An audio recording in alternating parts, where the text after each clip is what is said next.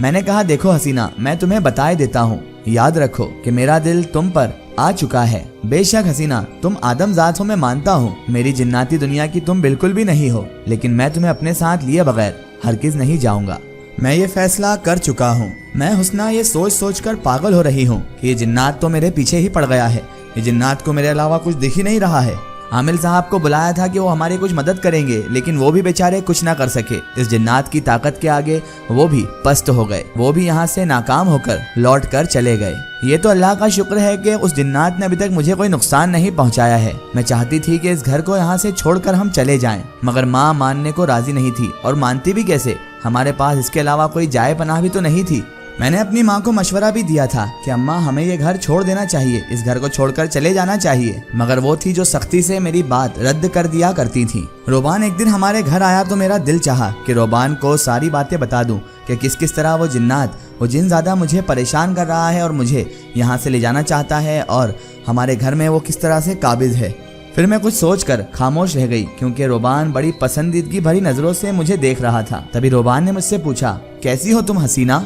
मैंने उससे कहा मैं ठीक हूँ, और मैं ये भी जानती थी कि रोबान मुझे बेइंतहा पसंद करता था, मुझे हमेशा से चाहता है, और वो मुझसे अच्छी नीयत ही रखता है, मुझसे शादी ही करना चाहता है।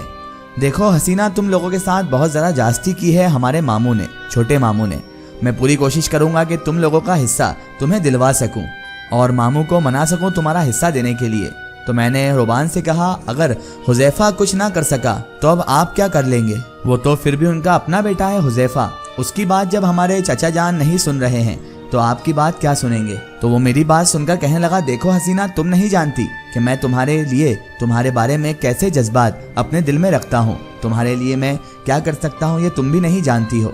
देखो हसीना, मैं तुम्हारी खातिर अपनी पूरी जी जान से कोशिश करूंगा। मैंने घबराकर उसकी तरफ देखा और मैंने उससे कहा, रोबान भाई। तो वो कहने लगा, देखो ये भाई भाई मत कहा कहो, मैं तुम्हारा भाई नहीं हूँ हसीना, समझ गई ना तुम? अच्छा तुम छोड़ो सारी बातें, ये बताओ हसीना, मैं तुम्हें कैसा लगता हूँ? और सच सच बताना, कोई ऐसा राज दिल में ना छुपाना जिससे मुझे तकलीफ हो। तो मैंने उससे कह दिया कि रोबान भाई आप बहुत अच्छे हैं। तो वो मुस्कुराकर कहने लगा, फिर वही भाई, आखिर तुम चाहती क्या हो? हसीना, मैं तुम्हारा भाई नहीं बनना चाहता।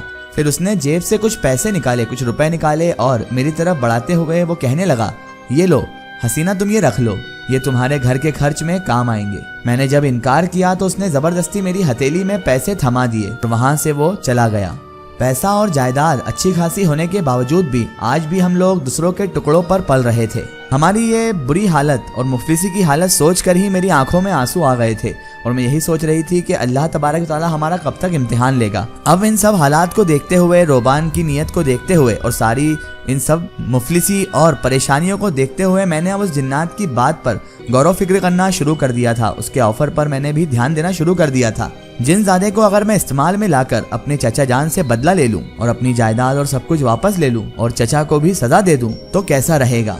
मगर ऐसा करने से मेरी जिंदगी का दाव मुझे खेलना था, मेरी जिंदगी भी दाव पर लग रही थी और इनकार की सूरत में मुझे वो जबरदस्ती उठाकर ले जाएगा ये उसने पहले ही क्लियर कर दिया था। मेरे दिल ने तभी कहीं से कहा, वो है तो बहुत ज्यादा खूबसूरत, और अब मैं दिल ही दिल में उसकी खूबसूरती को सराहने लगी थी।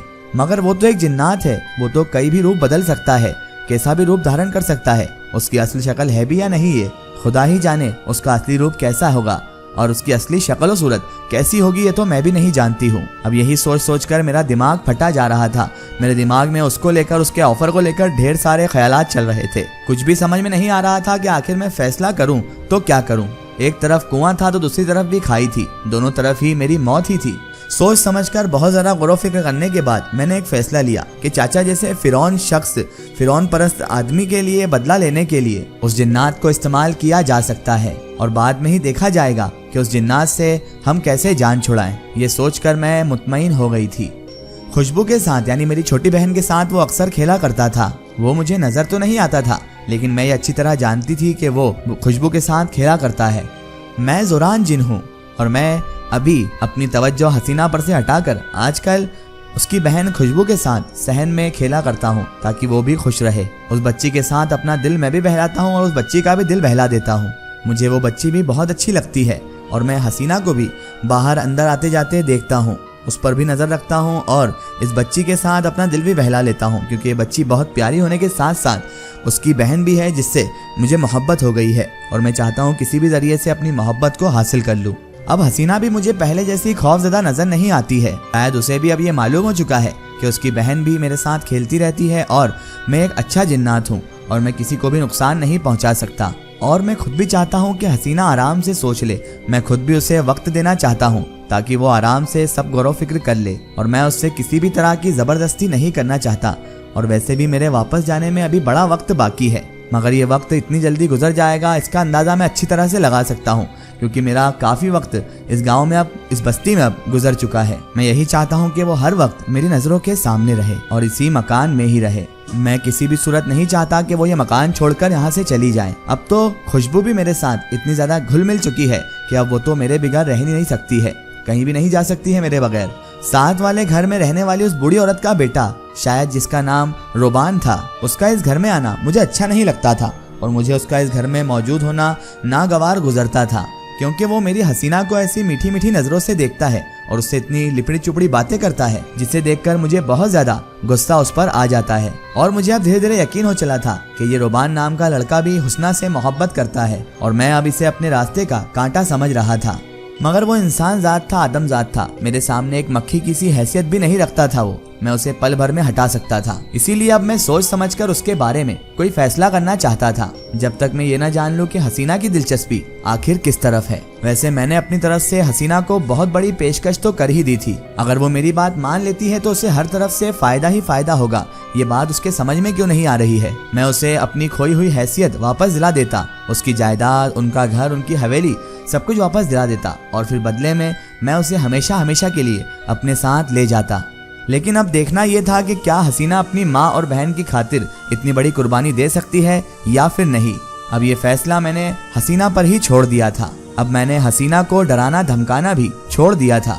लेकिन अब हसीना के छोटे छोटे कई काम मैं खुद भी करने लगता था। उसके पानी भरने से पहले मैं पानी भरकर वहाँ रख दिया करता था। उसके कई काम ऐसे होते थे जो उसके करने से पहले मैं उसे करके दे दिया करता था और इस बात का अंदाजा हसीना को भी भरपूर तरीके से हो चुका था। लेकिन ऐसा कई मर्तबा हुआ कि जब वो यानी कि हसीना नहाने के लिए गुस्ल खाने में जाती तो मेरा दिल चाहता कि मैं उसे जाकर देखूं। लेकिन अब मैंने फितरी तौर पर वहां जाना छोड़ दिया था, क्योंकि ये हरकत, उसे गुस्ल करते हुए देखना, हसीना को अब नागवार गुजरने लगी थी। और वैसे भी अब उसे मेरा ही होना था, क्योंकि मैं उसे हर तरफ से मना चुका था। फिर उसके बाद उसे देखने से मुझे कौन रोक सकता है? कोई ताकत नहीं रोक सकती। और मुझे अच्छी तरह यकीन था कि वो मेरे फैसले पर मान ही जाएगी और एक ना एक रास्ता चुनेगी जिससे वो मेरी हो ही जाएगी, क्योंकि दोनों रास्तों से वो आना मेरे तक ही है, उसके पास इसके अलावा कोई चारा भी नहीं है। और फिर एक रोज मैंने उस लड़के को हसीना के साथ खड़े हुए बातें करते हुए देख लिया। मुझे बहुत गुस्सा आया और मैं उन दोनों के करीब चला गया और करीब खड़े होकर उनकी दोनों की बातें सुनने लगा। वो हसीना को बड़ी पसंदीदगी भरी नजरों से देख रहा था और इधर मेरा कलेजा जल रहा था। आगे क्या होगा ये जानेंगे हम इस वीडियो के अगले पार्ट में।